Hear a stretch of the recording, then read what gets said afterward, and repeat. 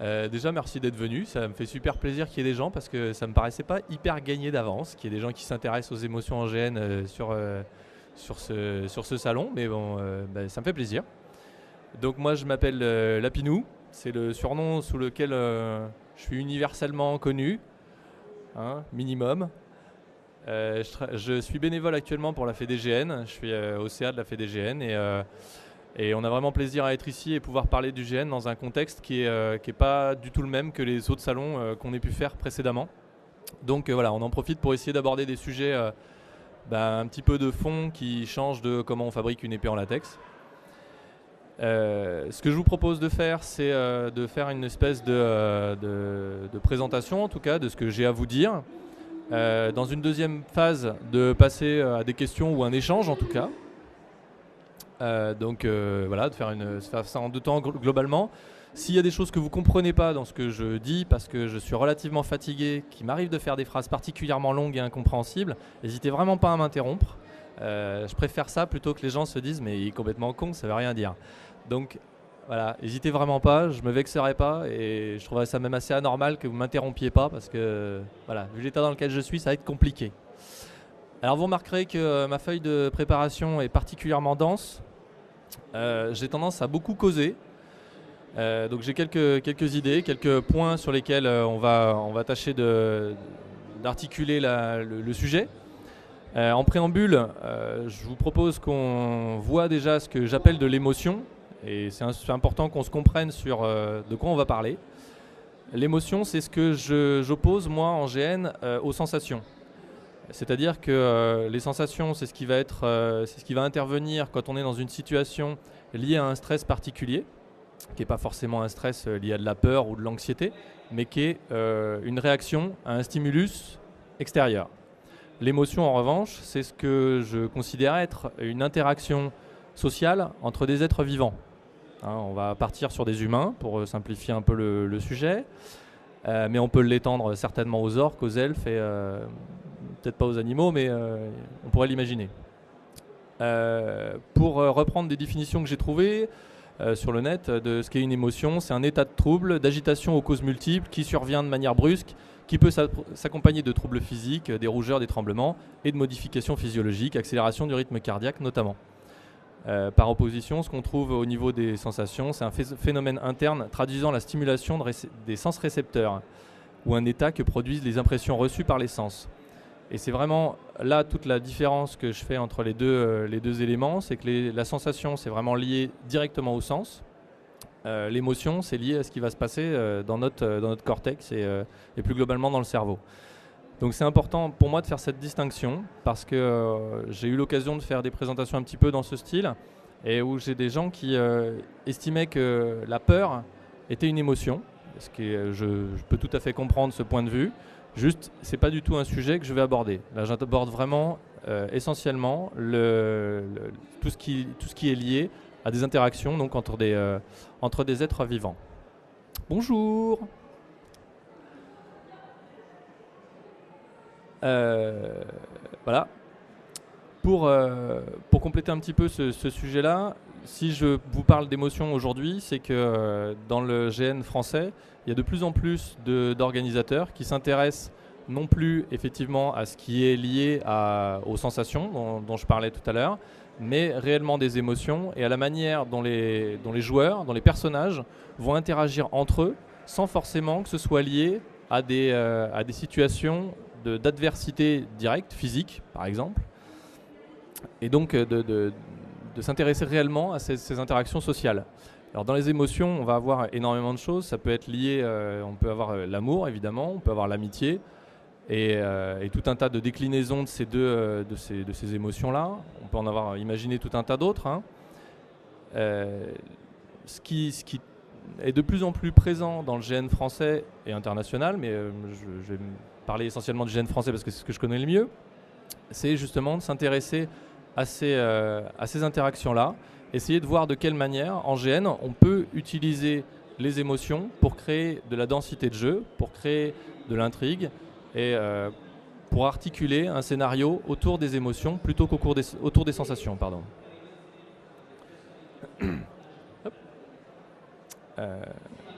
par rapport à tout ça, je sais que, alors je ne sais pas si beaucoup d'entre vous, vous êtes tous GNistes, vous n'avez pas tous fait du GN, alors ça va être très compliqué. Alors voilà, je ne veux absolument pas vous mettre dehors, ça me fait très plaisir que vous soyez venus, hein, on s'entend bien là-dessus. Juste, je risque de rentrer dans des trucs qui vont peut-être nécessiter d'avoir déjà fait du GN. Si vous avez des questions, comme je disais tout à l'heure, on va les aborder en deuxième partie. Si je peux vous éclairer les choses, je tâcherai. On distingue, on est quelques personnes à avoir réfléchi justement à la manière dont on va s'intéresser aux émotions dans le GN. Il y a certainement plusieurs manières de s'impliquer dans un jeu. La manière dont la plupart des joueurs actuellement s'impliquent, c'est dans l'interprétation d'un personnage. C'est-à-dire qu'on nous a donné un personnage, on va faire tout ce qu'on va pouvoir pour essayer de le comprendre, en comprendre les tenants et aboutissants, et on va faire comme si on était ce personnage-là. C'est l'acceptation la plus courante du GN en France, c'est de se dire qu'on crée une forme de distance, c'est-à-dire que à partir du moment où je choisis de jouer un personnage, ben, c'est exactement ça, je vais le jouer. Je vais interpréter des émotions, je vais interpréter des sensations. Ça peut s'opposer à la manière dont de plus en plus de joueurs s'intéressent au GN. C'est non plus d'interpréter, mais c'est réellement de les vivre de la manière la plus pleine possible. C'est-à-dire d'essayer, le temps du jeu, d'abolir cette frontière entre le personnage et le joueur. Alors, pour des gens qui n'ont jamais joué, j'imagine que ça peut avoir un côté un peu, ça fait un peu peur. Il ne faut absolument pas que ce soit le cas. On est d'accord qu'un GN, ça reste un jeu avec un début, une fin. Ça se passe dans un lieu donné, il y a un temps donné pour le jeu. Et on est d'accord qu'une fois que le jeu est terminé, eh ben, il est complètement terminé et on retrouve sa vie normale.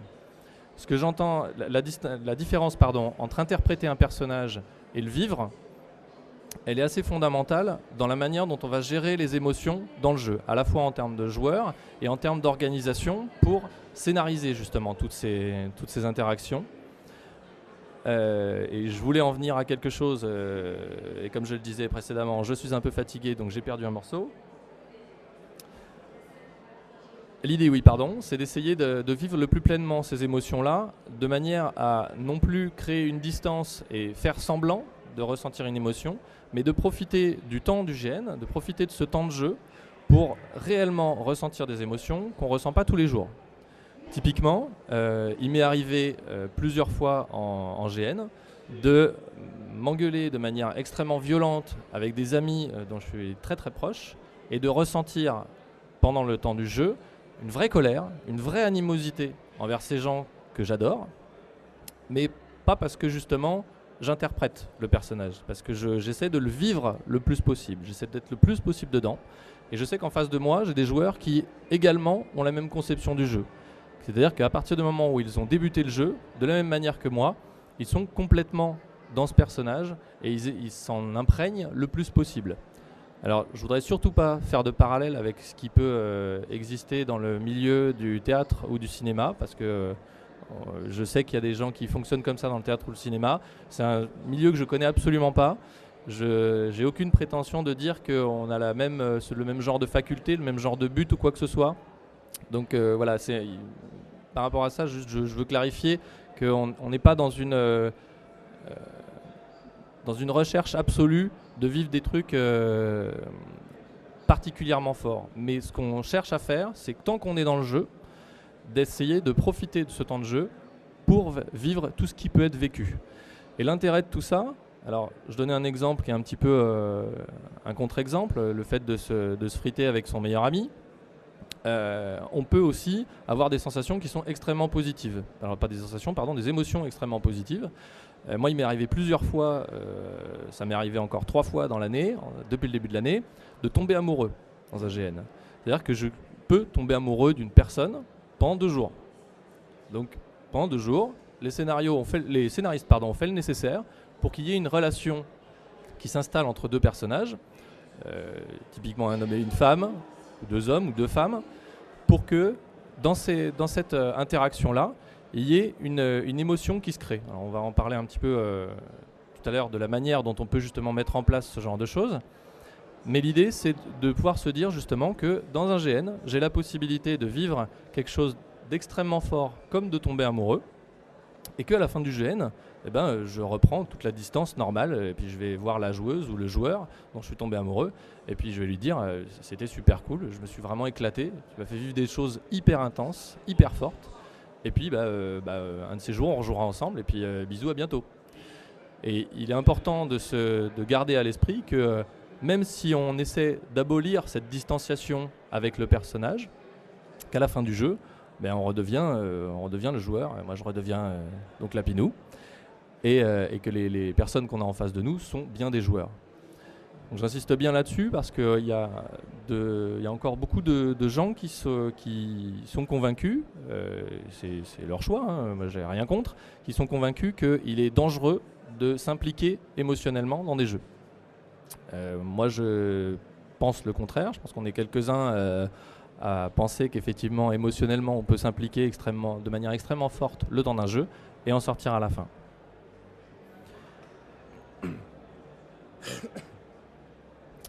Alors pour gérer des émotions en GN, on peut pas. Il y a plusieurs manières de faire les choses. On peut imaginer d'avoir des organisateurs qui vont mettre en place un système d'intrigue en disant voilà, ton personnage est terriblement amoureux de cet autre personnage. C'est-à-dire que dans notre fiche, c'est écrit noir sur blanc, on est terriblement amoureux. Ça, c'est quelque chose qui peut fonctionner dans la mesure où ensuite, dans le jeu, on va faire en sorte que cet élément-là, cet élément de jeu, cette relation, elle subisse, comme dans n'importe quelle intrigue de GN, qu'elle subisse des rebondissements. Alors, si on me dit, voilà, ça c'est ta femme, vous êtes éperdument amoureux, et pendant tout le GN, vous allez être éperdument amoureux, mais qu'il ne se passe absolument rien dans le jeu, qu'il n'y ait aucune intrigue, aucun rebondissement, à ce moment-là, ça a de très fortes chances de ne pas prendre. Parce que simplement, on ne va pas éprouver cette relation-là. Et si on n'éprouve pas les émotions dans un GN, eh ben simplement, on ne va pas les générer, on ne va pas leur permettre de monter en puissance. Typiquement, un ressort tout simple, c'est si on me dit que je suis éperdument amoureux de mon épouse dans ma fiche, mais qu'à la fin de ma fiche, je viens de me rendre compte qu'elle m'avait trompé avec mon meilleur ami, je sais là que je suis éperdument amoureux et qu'il va y avoir une tension qui va être générée, une tension dramatique entre les deux personnages qui va être à même de faire gonfler cette émotion et de la vivre la plus pleinement possible. Contrairement à donc, ce que je disais précédemment, une émotion qui aurait été écrite sur ma feuille, mais si on ne l'éprouve pas, cette relation-là, elle va rester écrite, je vais pouvoir jouer cet amour, mais à ce moment-là, je vais avoir beaucoup plus de mal, ça va être beaucoup plus compliqué de m'impliquer réellement dans cette relation-là, dans cette émotion, parce que simplement, il n'y a pas cette épreuve, entre guillemets. C'est clair ce que je dis ou... Ouais, ça va. Bon. J'ai besoin d'être rassuré de temps en temps. J'ai peur que vous vous endormiez, donc n'hésitez pas, hein, jetez des trucs, voilà.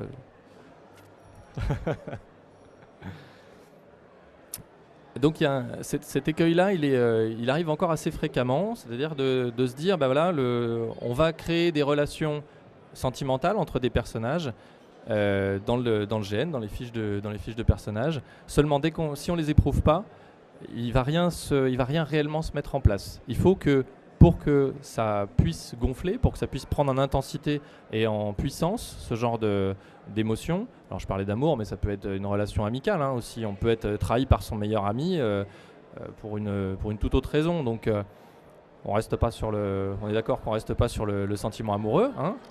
On peut vraiment décliner de mille manières. Si on n'éprouve pas donc cette émotion, il ne va pas gonfler.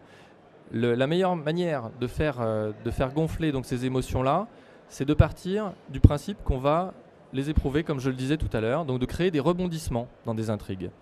De la même manière qu'on crée des rebondissements sur une intrigue quand il s'agit de fermer la porte du chaos à la fin du GN, dont risque de débarrouler une horde de démons, c'est une intrigue qui ne peut pas exister en disant juste tiens voilà la clé, c'est toi qui choisis si tu ouvres ou pas. C'est pas suffisamment fonctionnel, il n'y a pas de rebondissement ici. De la même manière, donc, pour tout ce qui est scénarisé des émotions, il est nécessaire de créer des rebondissements. Alors ces rebondissements, ils peuvent être un peu factices, comme on l'a dit tout à l'heure, donc imposés dès la feuille de personnage, on peut se dire qu'on va scénariser la relation de manière à tout de suite l'éprouver, tout de suite la mettre en danger. C'est un choix qui fonctionne de manière assez efficace. Le problème, c'est qu'il peut y avoir un aspect très téléguidé dans ce genre de relation. Donc il faut être, quand on scénarise ce genre de personnage, il faut rester à mon avis assez prudent sur le fait qu'on prend le risque que les joueurs voient les grosses ficelles. On est en GN, donc on les voit toujours, on voit toujours plus ou moins des ficelles, mais on va prendre ce risque qu'effectivement on nous voit venir de très très loin au niveau de ce qui va se passer dans la relation. Donc il faut rester prudent à mon sens sur ce genre de choses et prévoir pas seulement ce type de rebondissement. C'est-à-dire qu'on peut très bien imaginer, si on parlait de la relation tout à l'heure, on parlait de la relation amoureuse, je suis très amoureux de mon épouse et elle m'a trompé avec mon meilleur ami, on peut très bien imaginer que ça, ce soit la conviction que j'en ai. C'est-à-dire que dans la relation que j'ai avec ces deux personnages-là, je suis très amoureux de ma femme, brutalement je déteste mon meilleur ami, et puis que ce soit ça, mon acceptation tout à fait personnelle, très subjective.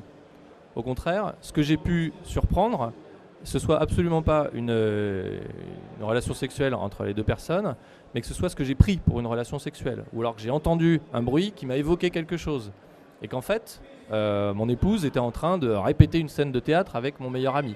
Alors on peut imaginer évidemment tout un tas de choses, mais que donc cette intrigue-là soit parte dans un sens en ce qui concerne un personnage et parte dans un sens complètement différent pour d'autres. Donc là on est sur quelque chose d'assez simple qui peut tout à fait se démêler extrêmement rapidement, c'est-à-dire il suffit que j'aille voir ma femme, la confronter, potentiellement lui mettre 2 claques si vraiment je suis un gros bourrin, en lui disant dis donc, c'est quoi ces conneries? Ça peut être réglé donc extrêmement rapidement. N'empêche que c'est en créant ce genre de rebondissement dans l'intrigue que je vais générer encore une fois de la tension dramatique. C'est-à-dire que toute la frustration, toute la colère que j'aurais pu accumuler dans cette relation-là, dans cette tromperie, mon épouse, elle, ne va pas l'avoir eue. C'est-à-dire qu'elle va être dans une relation où elle pense qu'on est amoureux et que tout va parfaitement bien et il n'y a pas de raison que ça aille mal. Et que justement ce soit moi, en ayant une interaction violente avec elle, en la confrontant et en l'accusant de trucs qu'elle n'a pas commis, qui va générer une nouvelle tension avec elle. C'est-à-dire qu'elle pourrait considérer que finalement je ne lui fais pas confiance et qu'en plus je l'ai accusé, je lui ai mis 2 tartes et donc que ça risque de faire dégénérer cette relation. C'est-à-dire qu'on peut garder toujours ce fond d'amour et puis avoir ces rebondissements qui vont être en partie générés par l'écriture, donc ce que je disais tout à l'heure, avoir découvert potentiellement une tromperie qui n'en est pas une. Et ensuite, il y a toute la partie qui va être liée aux joueurs, qui vont eux-mêmes faire monter la sauce, entre guillemets. Alors, ça, c'est vraiment ensuite complètement de la responsabilité des joueurs et de la manière dont on aime jouer. Il y a des joueurs qui n'aiment pas jouer dans l'émotion, donc avec qui ça risque de ne pas prendre. Et puis si la personne, ma femme, si je la confronte et qu'effectivement je la plaque contre un mur pour lui dire dis donc pour qui tu me prends, que la joueuse qui n'est pas forcément fan de jouer dans la relation, elle pourra juste expliquer non mais tu t'es trompé, on n'en parle plus, bisous mon amour et on se revoit au dîner tout à l'heure. Ça c'est vraiment lié à la manière dont les joueurs vont le faire vivre. Et j'en viens là parce que c'est important quand on organise un GN, d'être parfaitement d'accord sur ce qu'on cherche à faire vivre aux joueurs. Actuellement, ce qu'on appelle, je vais revenir un tout petit peu sur différents types de GN. Waouh, ça va être dur là. Vous m'entendez toujours à peu près ou bon. Ce qui existe comme différents types de GN, ce qu'on appelle un GN en France très couramment, c'est un jeu grandeur nature qui va durer grosso modo le temps d'un week-end. On a aussi tout un tas d'autres noms qu'on donne aux jeux de rôle grandeur nature. Il peut y avoir de la murder party, du huis clos. Il y a différents types de dénominations qui vont finalement caractériser plutôt le type de format du jeu. C'est-à-dire qu'une murder ou un huis clos, ça va plutôt être sur 6-8 heures. Ce qu'on appelle communément un GN, c'est plutôt un jeu long. Actuellement, au sein de la fédération, en tout cas, on est en train d'essayer de faire en sorte que ce qu'on appelle un GN, ce soit dès lors qu'il y a du jeu de rôle en grandeur nature, que ça dure 4 heures, 12 heures ou une semaine, que ce soit qu'on utilise un terme finalement assez générique, puisque finalement, on reste dans du grandeur nature dans tous les cas. Et c'est pas le temps que dure le GN définit pas ce qu'on va y vivre. Et en revanche, il est particulièrement important que les organisateurs soient parfaitement clairs avec leurs joueurs sur ce qu'on va chercher à faire vivre, à faire éprouver dans le jeu. Donc il y a des organisateurs qui sont plus sur la sensation, ce que je disais tout à l'heure, c'est-à-dire ça peut être se courir après dans les bois avec des épées parce qu'il y a deux factions qui s'affrontent et ça peut être très intéressant. Et puis on va avoir des jeux qui sont beaucoup plus sur les émotions, où on va être peut-être dans un château ou dans une petite maison, on va être 8 personnes, et en revanche on va être vraiment sur la densité émotionnelle et la tension dramatique. J'insiste sur cet aspect-là parce qu'on s'est rendu compte que moins on annonce ce genre d'éléments aux joueurs en amont, plus on risque un échec critique. C'est-à-dire que si je fais un jeu basé sur l'émotion et que les joueurs qui viennent s'attendent à se courir après dans les bois avec des flingues d'airsoft, on n'est pas sur la même longueur d'onde et personne ne va être content. Et c'est un point qui est important parce qu'on s'est vraiment rendu compte qu'il y a des jeux sur lesquels on fait des erreurs de communication. Alors, je ne vais pas trop développer les problématiques de communication liées au GN, mais l'année prochaine on reviendra et on fera un sujet là-dessus. Mais voilà, c'est important réellement de définir ce qu'on attend, de ce que les joueurs sont en droit d'attendre du jeu. Même si quand je dis en droit d'attendre, on reste relatif, mais ce qu'ils peuvent espérer découvrir et vivre pendant le jeu. C'est particulièrement important donc, pour éviter des anomalies du genre dont je parlais tout de suite. Excusez-moi.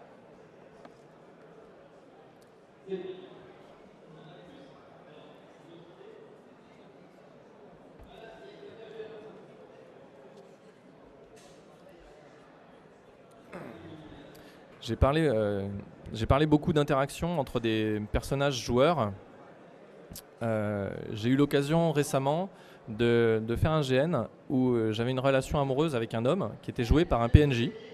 Alors en dehors du fait que je suis absolument pas homo, ce qui crée déjà une difficulté à interpréter ou à jouer et à vivre des émotions, une intensité amoureuse avec un homme pour qui j'ai absolument aucune attirance naturelle. Là en l'occurrence, les organisateurs avaient fait le choix que ce personnage-là soit joué par un PNJ. Un PNJ, tout le monde est clair avec le... C'est bon ? C'est-à-dire que le joueur en question, ce PNJ, il n'intervient que de manière assez sporadique dans le jeu. Et c'est extrêmement problématique par rapport à ce que je disais précédemment sur le fait qu'une relation émotionnelle, on a besoin de la faire mûrir, on a besoin d'avoir des rebondissements dans cette interaction. Et le fait de n'avoir mon PNJ, alors qui est arrivé complètement à l'improviste dans une scène qui était particulièrement tendue avec mon épouse que je détestais, ça a été pas idéal à mon sens en termes de jeu parce que c'était pas un excellent timing, mais bon ça arrive, c'est pas non plus grave. Seulement ce personnage-là, ce PNJ, il est resté pendant 1h30, 2 heures de jeu. Et 2 heures de jeu sur un week-end, c'est vraiment très très court. Ce qui fait qu'on n'a pas eu l'occasion de développer toute cette tension dramatique, toute cette intensité dans la relation.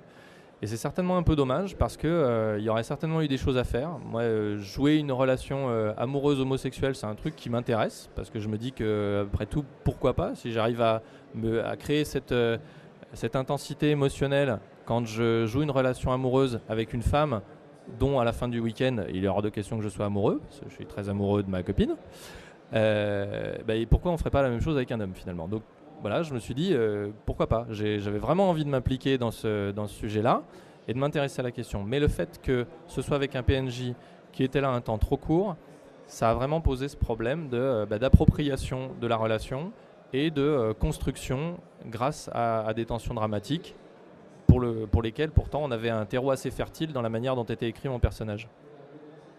Ce qui ne veut pas dire... j'insiste bien là-dessus aussi, qu'il ne faut pas faire vivre des relations d'émotions importantes ou intenses avec des PNJ.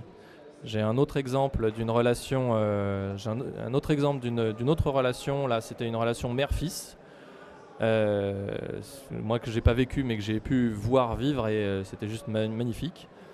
C'est une relation mère-fils donc qui est assez conflictuelle, où le fils fait vraiment connerie sur connerie. et est un petit peu essaye d'imiter sa mère, mais le fait très très mal. C'est-à-dire que la mère est pas pas vraiment une gentille, on va dire, et lui essaye de faire pareil, mais juste de manière assez catastrophique. Le fils est joué par un PNJ qui a été là sur, je dirais, pendant certainement 6-7 heures, quelque chose comme ça, pendant le jeu. Et ils ont pu construire, donc ils ont eu le temps de construire de vivre en tout cas, cet antagonisme entre la mère et le fils. Ils ont pu le construire pendant, mettons 6-7 heures. Et au bout de ces 6-7 heures, il était prévu par les organisateurs que ce PNJ meure dans des circonstances que je ne vais pas développer, parce que c'est un jeu qui va potentiellement être rejoué un jour, donc dans le doute, on va éviter. Donc il était prévu que ce PNJ meure. Ce qu'il y a, c'est que la mère, donc, qui était une joueuse, elle évidemment ne savait pas, n'avait pas cette information. Et elle était, en fait, l'ensemble des personnages, l'ensemble des joueurs étaient là quand ce personnage se fait tuer. Et il se fait tuer de manière vraiment extrêmement brutale, extrêmement rapide. Enfin, c'est un truc hyper expéditif qu'on n'a pas le temps de voir venir. Et là, en revanche, comme la relation émotionnelle était vraiment construite entre la mère et le fils, là, la mère, elle s'est jetée en pleurs sur son fils, donc joué par un PNJ. Elle était vraiment en pleurs. Et ça a été une scène juste vraiment tragique, vraiment très très belle, très très intense pour l'ensemble des protagonistes.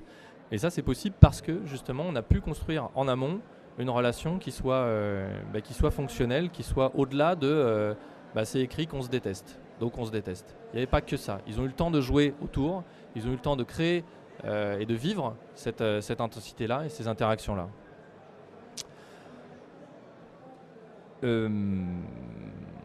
Voilà, je suis un peu inquiet parce qu'effectivement personne ne m'a interrompu pendant que je parlais. Donc on va faire comme si c'était parfaitement intelligible tout ce que j'ai dit.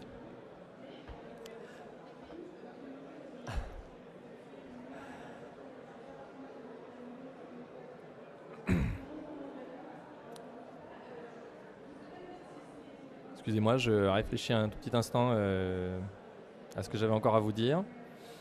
Je pense que j'ai un petit peu fait le tour des points que je voulais aborder. J'ai envie de dire, je vous passe la parole. Si vous avez des questions, si vous avez des choses à rajouter, parce qu'il y a des GNistes aguerris parmi vous. Donc s'il y a des gens qui ont des compléments, des points de vue différents, moi je suis carrément preneur. J'insiste bien, parce que j'insiste beaucoup sur plein de choses aujourd'hui. J'insiste bien également sur le fait que ce dont je vous parle ici, c'est ma vision des choses. Je pense qu'on est quelques-uns à partager grosso modo le même genre de point de vue, mais ça n'a pas vocation à être la vérité absolue, surtout pas. Donc voilà, c'est vraiment un point de vue très mono-personnel, basé sur mon expérience et mon point de vue sur le jeu et la manière dont se développe le jeu français. Mais voilà, s'il y a des gens qui veulent causer, il y a même un micro pour que ça enregistre même les questions.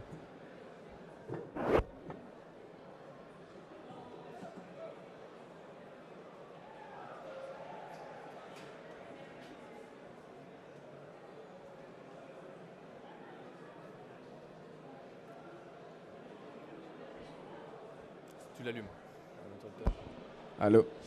Oui, j'ai l'impression quand tu présentes le GN que dans l'émotion, que c'est tout à fait réalisable sur une murder party ou sur un huis clos, et ça me semble beaucoup plus laborieux de créer des scénarios personnels très développés dans l'émotion pour 100-200 joueurs sur un week-end, quoi. Alors effectivement, c'est un point intéressant. La scénarisation des émotions, elle passe, à mon sens, à 95% par les organisateurs. Donc c'est une volonté d'organisateur en amont. Dans la manière d'organiser un GN, il y a 2-3 points de vue qui se confrontent, et je pense que c'est important qu'on en parle. Il y a les jeux sur lesquels l'organisateur rédige intégralement la fiche de personnage de chacun des personnages. Et donc il va pouvoir y mettre tout ce qu'il veut. Il va pouvoir scénariser en amont tous les éléments, toutes les interactions, toutes les intrigues. Le point de vue opposé, c'est l'organisateur ne s'occupe que de la scénarisation des intrigues globales, des intrigues potentiellement diplomatiques, politiques, des interactions entre différentes factions, etc. Et ce sont les joueurs qui vont soumettre aux organisateurs une proposition de ce qu'on appelle donc un background, le passé de leur personnage, qui vont le soumettre donc pour approbation. Dans certains cas, les organisateurs, et c'est le troisième point, les organisateurs vont en fait prendre ce qui leur a été donné et le mixer avec leurs besoins en termes d'intrigue et de scénarisation. Donc ils vont y ajouter des éléments et combler les vides qu'il pourrait y avoir ou modifier les passages qui leur poseraient problème par rapport à ce qu'ils ont prévu. C'est important ce point-là parce que ça rejoint ta question, ça va être un peu laborieux, je suis désolé. Ça rejoint ta question au sens où quand on veut effectivement faire jouer des émotions, je suis convaincu que ça passe par une phase d'écriture intense, longue et souvent difficile pour les organisateurs, pour effectivement écrire des bacs pour chacun des personnages dans lesquels il y ait les racines de ces émotions et la potentialité de ces intrigues-là.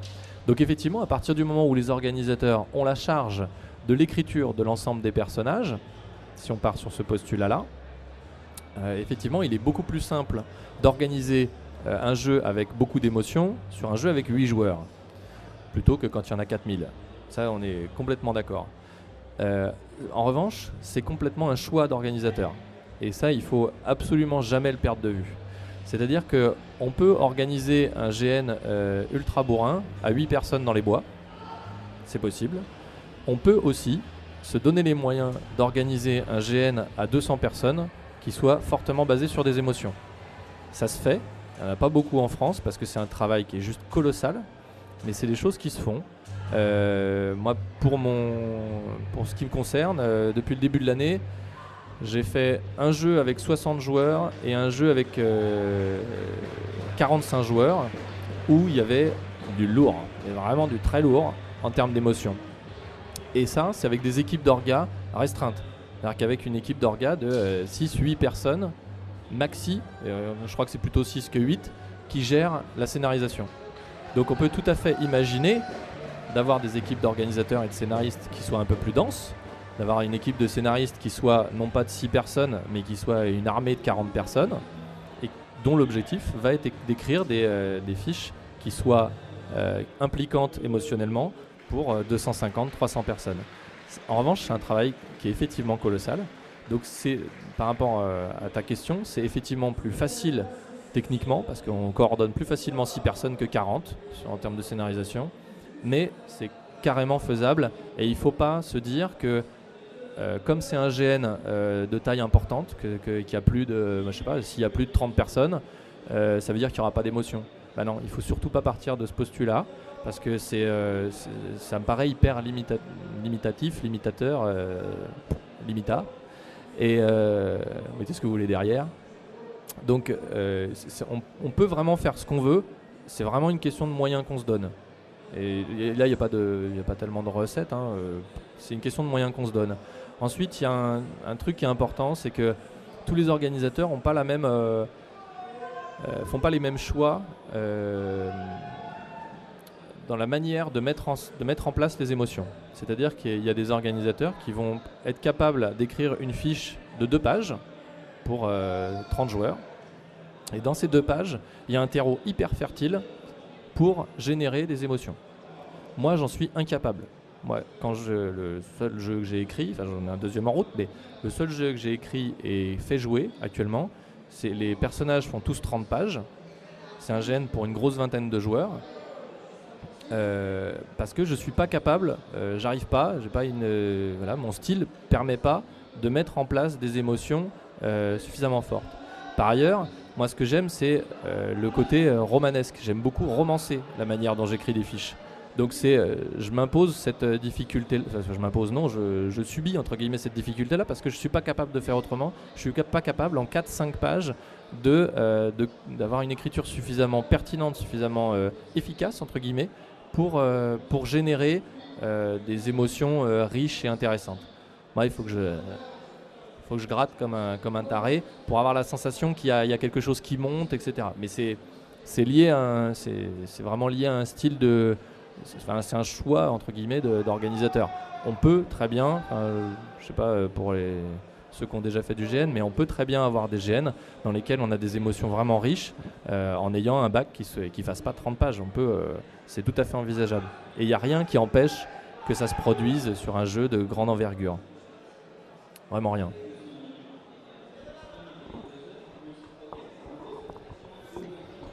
Merci d'abord parce que c'est vraiment un domaine que je trouve très très intéressant et j'espère vraiment que c'est un style de jeu qui va se développer en France, qui n'est pas encore très ouvert et qui pour l'instant est quand même réservé à un certain nombre de joueurs relativement restreint.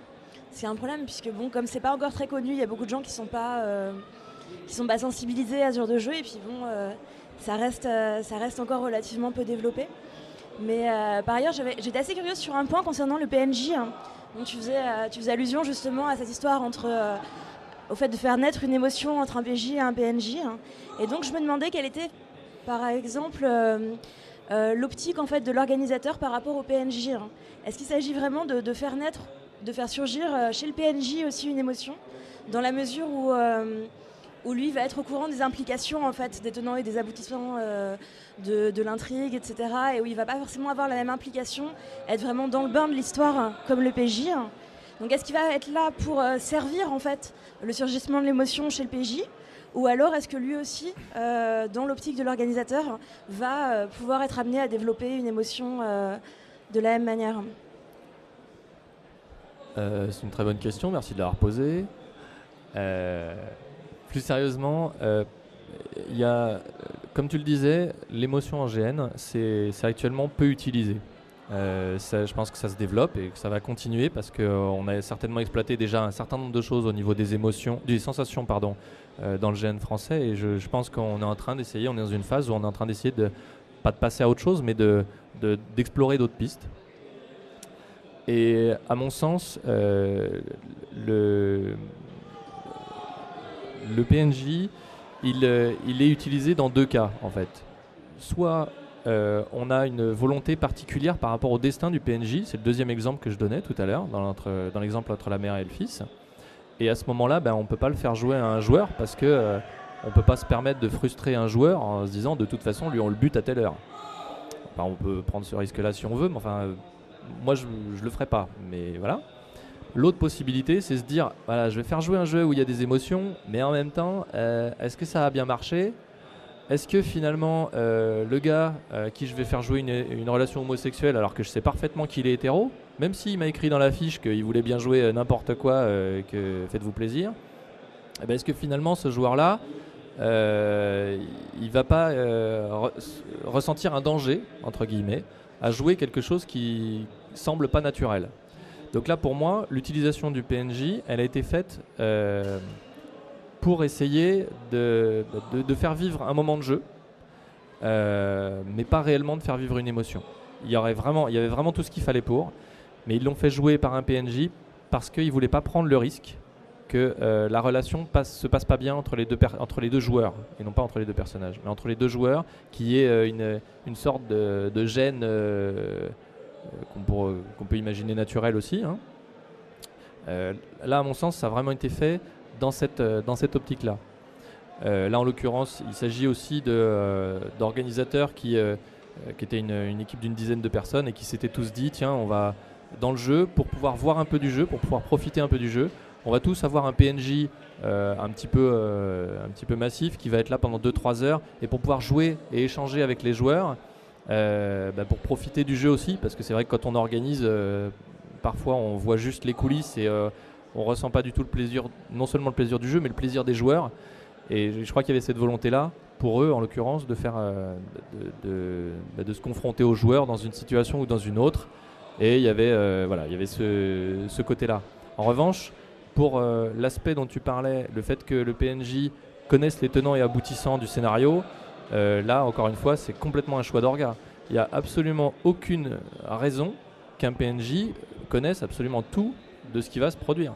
On peut tout à fait avoir un PNJ, en reprenant la relation de la mère et du fils, on peut tout à fait avoir une relation où on a simplement indiqué au PNJ, voilà, c'est ta mère, il y a 2-3 trucs, vous vous fritez tout le temps, toi tu es un sale gosse qui essaye de l'imiter mais mal. Bah, vas-y, freestyle, grosso modo, tu vas jouer pendant 6-8 heures, on aura peut-être besoin de toi après pour autre chose.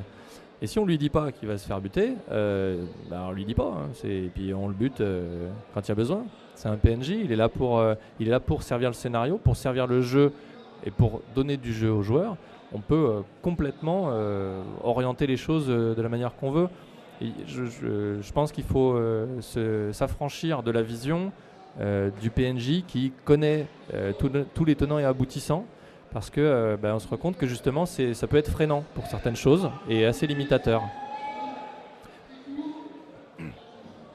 Donc on peut complètement avoir un PNJ effectivement hyper figé entre guillemets, à qui on va avoir donné tous les ressorts, et puis on peut avoir des PNJ, je t'apprends rien, hein, des PNJ qui sont complètement intégrés au jeu, mais dont ils savent que soit à telle heure ils vont mourir, soit à telle heure il y aura besoin d'eux pour aller faire la vaisselle, donc ils iront donner un coup de main, soit il y aura besoin d'eux pour jouer un autre rôle temporairement. Donc on peut se limiter à ce genre de choses, et en revanche le rôle qu'on leur donne, leur filer les mêmes clés qu'à un PJ. Ça me semble pas problématique. Il y a pas mal de jeux maintenant qui fonctionnent en utilisant des PNJ que certains appellent infiltrés, c'est-à-dire que les joueurs sont pas au courant qu'il y a un PNJ parmi eux, et puis ils vont s'en rendre compte quand le mec se fait buter typiquement, parce qu'ils vont se dire c'est quand même bizarre qu'un joueur se fasse dessouder de telle manière par des organisateurs. Ça paraît complètement arbitraire, donc effectivement c'est vraisemblablement un PNJ, et c'est à ce moment-là qu'on réalise le truc, quand il est trop tard entre guillemets, quand on s'est déjà fait bien manipuler, quoi. Donc pour en revenir aux émotions spécifiquement, on peut complètement créer des choses réellement riches avec des PNJ. C'est vraiment encore une fois de la volonté et du choix des organisateurs, de la manière dont ils organisent les choses et des informations qu'ils disséminent à la fois à leurs joueurs et à leurs PNJ. Il y a vraiment encore une fois un vrai besoin de communication. C'est-à-dire que si je dis à mon PNJ t'es là pendant 6-8 heures, vous fritez, tu fais un peu tout pour l'emmerder, mais voilà, c'est juste ça. Bon, ok, je vais jouer ça, je vais effectivement tout faire pour emmerder ma mère, mais je vais pas forcément chercher l'émotion, je vais pas forcément effectivement être dans ce ressort-là. En revanche, si l'organisateur a bien briefé ses PNJ en disant voilà, rappelez-vous qu'on est sur un jeu où on a annoncé qu'il y avait des gens qui allaient chialer parce qu'il y allait y avoir des scènes un peu dures et super fortes émotionnellement, donc jouer dans ce registre-là, quoi. Allez pas courir dans les couloirs comme des cons, ça sert à rien, quoi. Donc c'est vraiment là la nécessité d'avoir un discours qui soit parfaitement clair à la fois avec les PJ et les PNJ. Mais pour moi c'est absolument pas un problème, hein.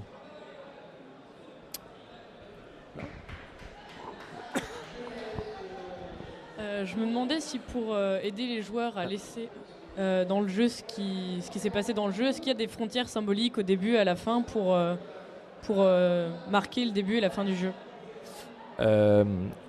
Oui, il y a, je crois que c'est Roger Caillois qui a défini un certain nombre de choses liées au jeu en général et qui sont parfaitement applicables au GN, et que en tout cas au sein de la fédération on défend bec et ongle.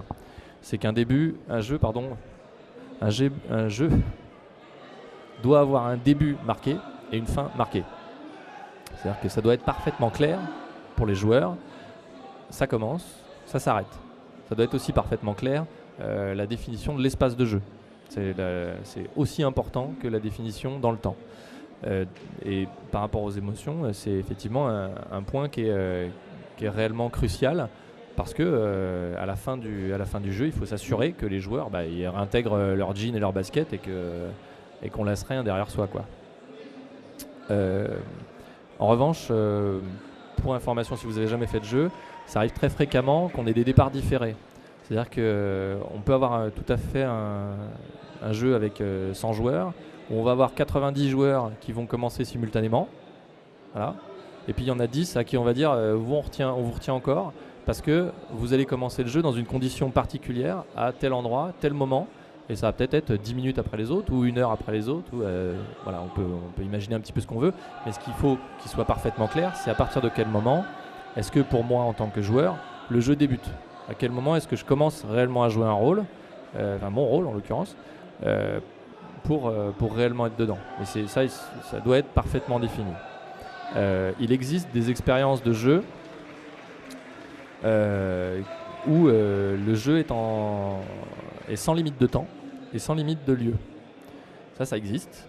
Moi, je pense de manière assez peut-être arbitraire et encore une fois très personnelle que c'est une grosse connerie parce que on prend des risques vraiment élevés avec l'état mental des gens, avec le fait qu'on ne peut absolument rien surveiller. Et quand je parle de pas de limitation de lieu et de temps, c'est-à-dire que c'est des jeux qui durent sur plusieurs années et ça se déroule dans la France entière, quoi. Et ça veut dire que tu peux aussi avoir un mec qui vient à ton boulot et puis qui va venir avec un flingue et qui te bute censément en jeu, hein, donc ce qui simule évidemment, mais c'est quand même ton travail. Et en l'occurrence, s'il y a ton boss qui te voit avec un gars avec un flingue, il y a peut-être des mecs de la sécurité qui vont se dire il est fou lui, qui vont lui sauter dessus. On peut imaginer tout un tas de choses qui sont pas contrôlables. Et ça, à mon sens, c'est hyper dangereux à tout un tas de titres dans ce genre d'expérience. Maintenant, il y a certainement des choses intéressantes aussi par rapport à ça. Mais ce que défend la fédération française, c'est que ça, nous, on ne considère pas que ce soit du GN. Alors, eux disent que c'est du GN, hein, chacun évidemment prêche pour sa paroisse, mais nous on ne considère pas que c'est du GN au sens où c'est l'activité qu'on défend. Voilà. Nous, cette activité-là, on ne la défend pas parce qu'elle nous paraît trop dangereuse. Elle nous paraît risquée. Pas dangereuse, mais risquée. Voilà.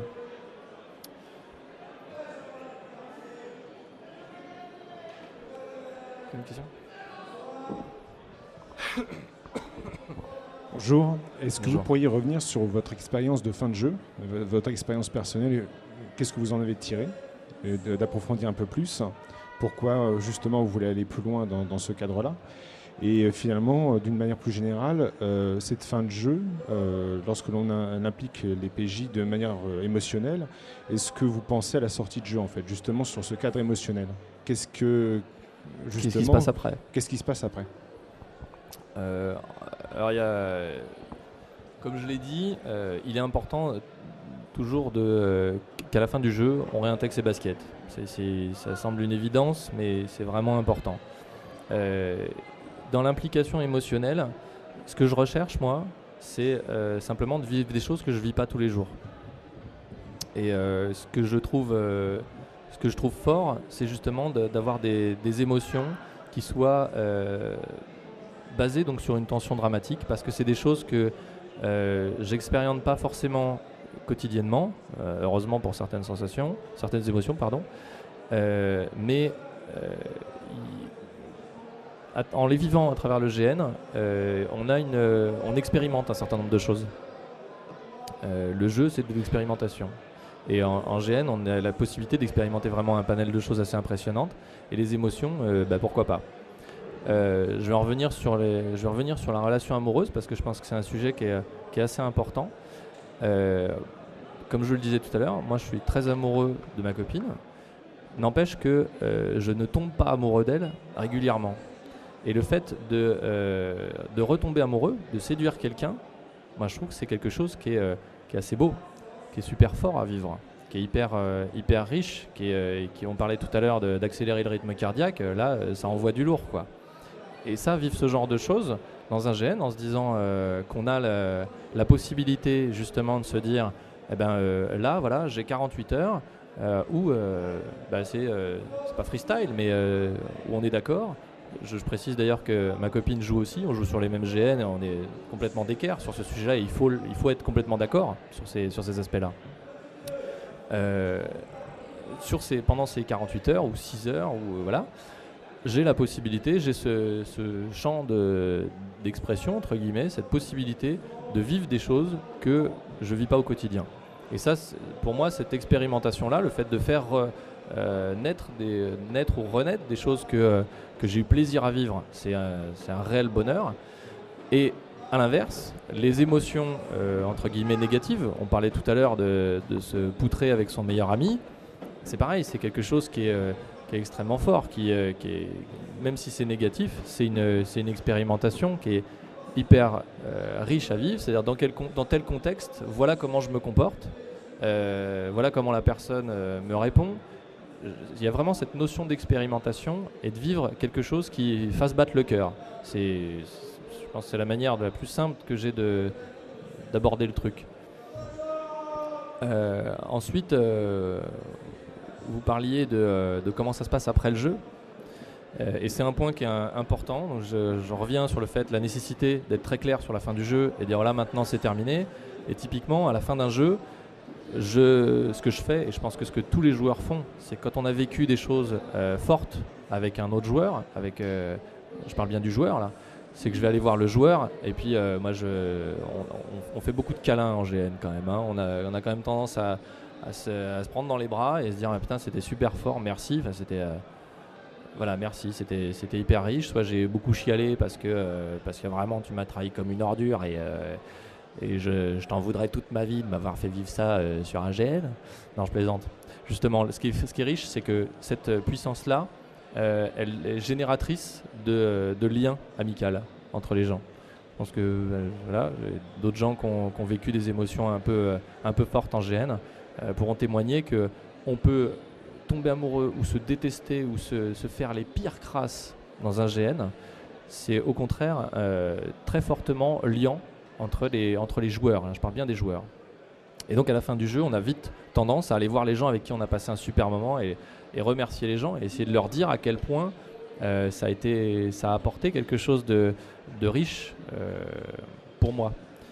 Et de la même manière, c'est quelque chose qui est nécessaire parce que ça permet d'évacuer justement ce qui a été accumulé. Toute cette puissance émotionnelle, toutes ces émotions-là.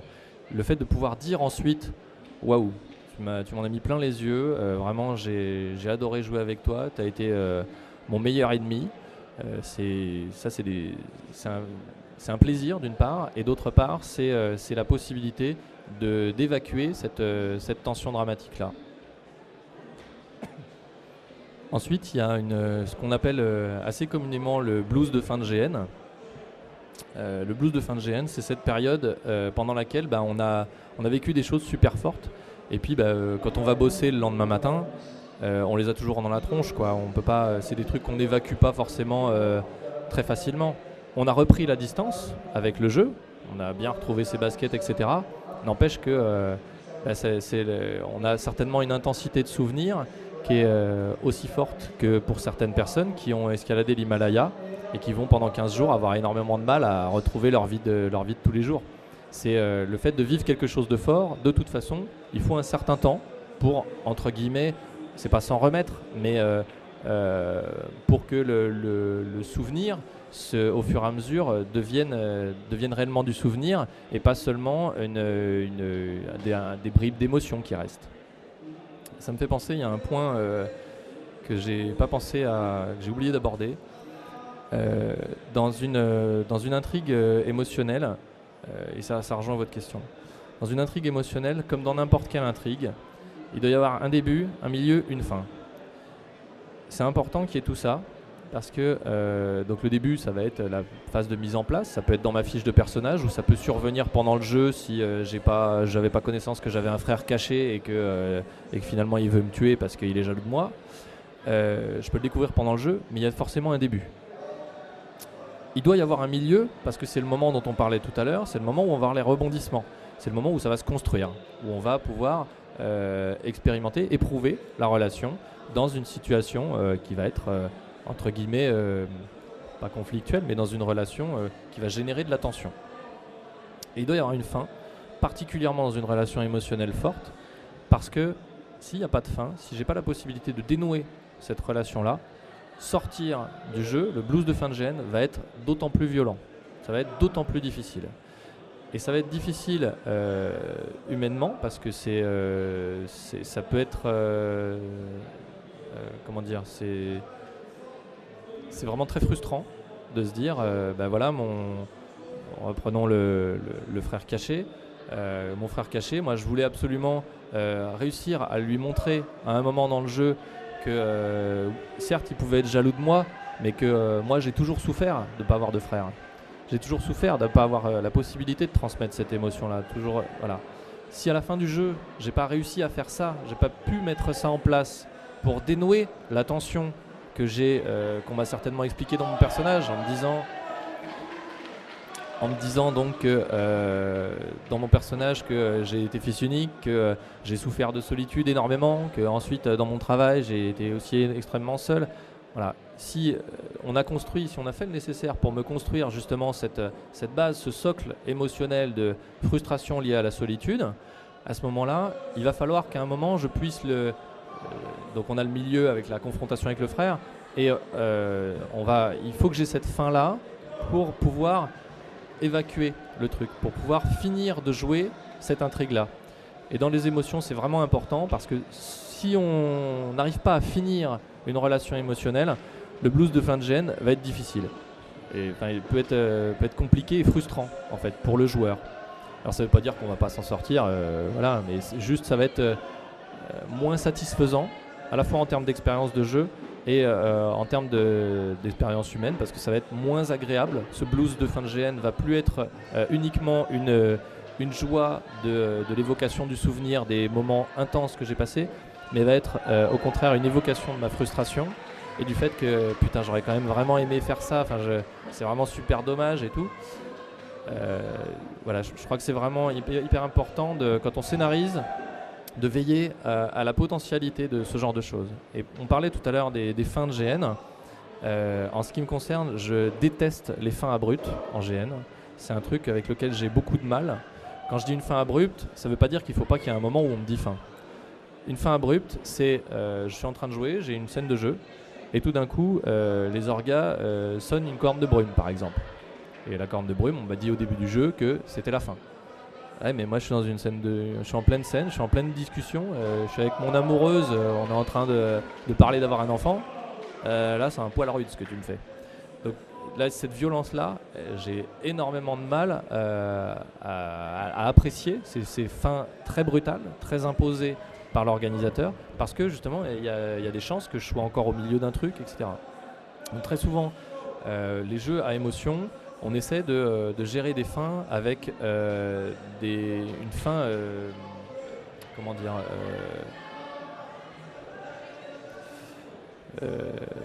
entre guillemets, espacée dans le temps. C'est-à-dire qu'on va prévenir les joueurs, il y a plusieurs solutions, hein. On prévient les joueurs, voilà, attention, il y a une horloge dans la cour, à midi, c'est la fin du jeu. Donc ensuite, c'est à toi en tant que joueur de prendre tes dispositions pour qu'à 11h30, tu aies pu gérer un petit peu toutes tes intrigues et qu'à midi, tu sois serein et que tu aies pu jouer tout ce que tu avais à jouer. Une autre solution, c'est ce qui se pratique assez régulièrement, c'est soit de manière hors-jeu, c'est-à-dire un organisateur qui se pointe dans la pièce où il y a les 8 joueurs ou les 60 joueurs et qui va dire attention, fin de jeu dans une demi-heure. L'autre possibilité, c'est d'avoir carrément un événement qui est prévu dans le jeu qui va annoncer la fin.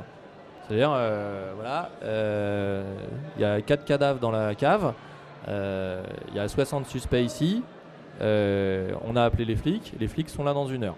Dans une heure, on met tout le monde en cabane. À partir de là, je sais que je vais finir en cabane et qu'il faut que je finisse de gérer les choses qui sont importantes pour moi à gérer. Donc on a quand même la fin qui est nette, c'est-à-dire qu'à la fin de l'heure, c'est très clair, je suis rentré, je remets mes baskets. Mais en même temps, on a le côté progressif, voilà, c'est progressif le mot que je cherchais, on a le côté d'une fin progressive qui nous permet de terminer ce qui est commencé, de finir de gérer ces relations émotionnelles qui peuvent être donc assez impliquantes et vraiment fortes et de permettre d'avoir la fin de nos intrigues. Alors la fin n'est pas forcément une belle fin, c'est pas forcément joyeux une fin d'intrigue émotionnelle, ça peut être hyper triste, mais il vaut mieux une fin hyper triste que pas de fin. Par rapport à la fin, comment est-ce que tu penses qu'il est possible de gérer les émotions dans une chronique avec des parties qui sont espacées de plusieurs mois, mais en tout cas où tu sais que tu vas retrouver les mêmes joueurs? Comment est-ce que l'émotion peut être gérée pour un organisateur dans ce cadre-là?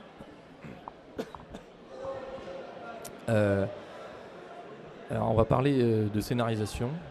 Dans un GN, comme dans un film, comme dans une série, il y a, j'en reviens à ce que je disais tout à l'heure, un début, un milieu, une fin. À mon sens, c'est indispensable. On peut difficilement se permettre de générer une émotion qui commence à un GN, qui est le milieu sur ce GN-là, et puis la fin, ce soit au GN suivant.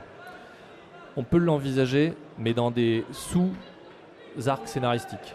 C'est-à-dire que je vais avoir comme arc scénaristique sur 4 ou 5 chroniques ma relation avec mon épouse, le début à la première chronique, je vais avoir un petit milieu peut-être sur la première chronique. Sur la deuxième et la troisième, je vais avoir le milieu réel de cette tension dramatique avec des événements particulièrement forts qui vont mettre en danger peut-être le couple. Et sur la dernière chronique, ou l'avant-dernière peut-être, je vais peut-être avoir la fin complète de cette intrigue-là. C'est-à-dire que peut-être je vais me sacrifier pour elle parce que je suis éperdument amoureux et je vais finir par me sacrifier pour elle. Ça peut être une possibilité. Donc d'un premier gros arc scénaristique. Ce qui reste important, c'est que dans chacune des chroniques, dans chacun des jeux de la campagne, il est nécessaire qu'il y ait des intrigues liées à cette grosse arc scénaristique, qui soient entre guillemets des sous-intrigues, ou en tout cas un découpage dans lesquels il y a un début, un milieu, une fin. Et ça, c'est important pour une raison extrêmement simple. C'est que c'est hyper difficile de récupérer une émotion là où on l'a laissée il y a 6 mois. Et encore pire quand c'était il y a 2 ans, évidemment. Ça, c'est vraiment très difficile à reproduire parce que là, on va être un bon moment. Quand je vais reprendre le personnage, je vais passer certainement 6 ou 8 bonnes heures à interpréter le truc, à attendre qu'il y ait quelque chose qui se repasse dans la relation pour ensuite réellement vivre les émotions. J'en reviens à ce que je disais tout à l'heure, la différence entre interpréter le personnage et le vivre pleinement. C'est effectivement vraiment difficile à mettre en place de toute façon dans des jeux en chronique, et je pense que la solution de facilité, c'est de se dire que les relations émotionnelles fortes, il faut qu'elles durent une chronique. Ça ne veut pas dire qu'il ne faut pas faire autrement, je dis juste que le plus simple, c'est de faire une relation émotionnelle forte dans une chronique. On peut imaginer, on parle d'une relation amoureuse, on peut imaginer dans la première chronique que je suis tombé amoureux de toi, qu'on va tomber amoureux tous les deux, qu'à la fin on va se marier. D'accord ? Donc on a notre début, notre milieu, notre fin. La chronique suivante, mes orgas vont peut-être m'avoir envoyé un supplément sur ma fiche de personnage pour qu'on reprenne cette intrigue-là, mais on va partir sur un autre axe. Là, soudainement, l'axe c'est on veut avoir un enfant, mais on n'y arrive pas. Donc on a à nouveau une deuxième intrigue qui part ici. Mais sur des intrigues scénaristiques fortes, j'insiste, à mon sens, il faut qu'il y ait la fin de l'émotion à la fin de la chronique. Il faut qu'on ait pu démêler ce genre de choses. S'il y a une implication émotionnelle, il me semble le plus efficace en termes de richesse de jeu et de facilité à ressortir ensuite du truc, d'avoir une fin réelle à la fin de la chronique.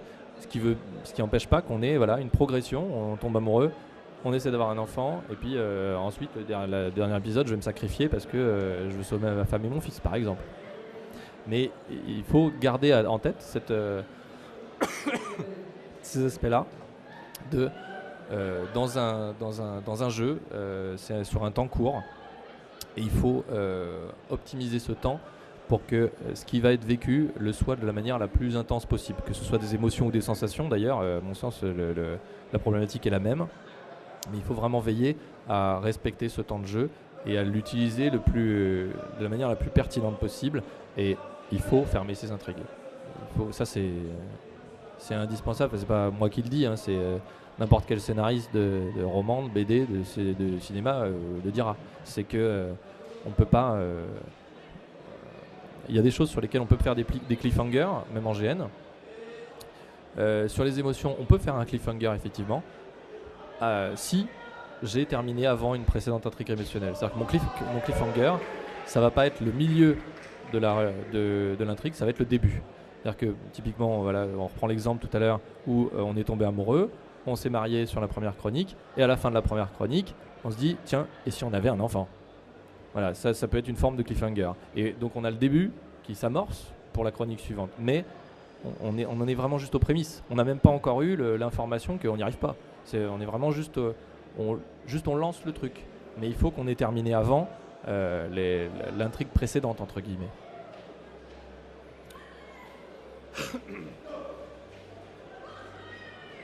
On a débordé un petit peu et en ce qui me concerne, je vais avoir d'autres impératifs. J'en suis vraiment désolé. Je vous remercie de votre attention et puis j'espère que c'était pas trop désagréable.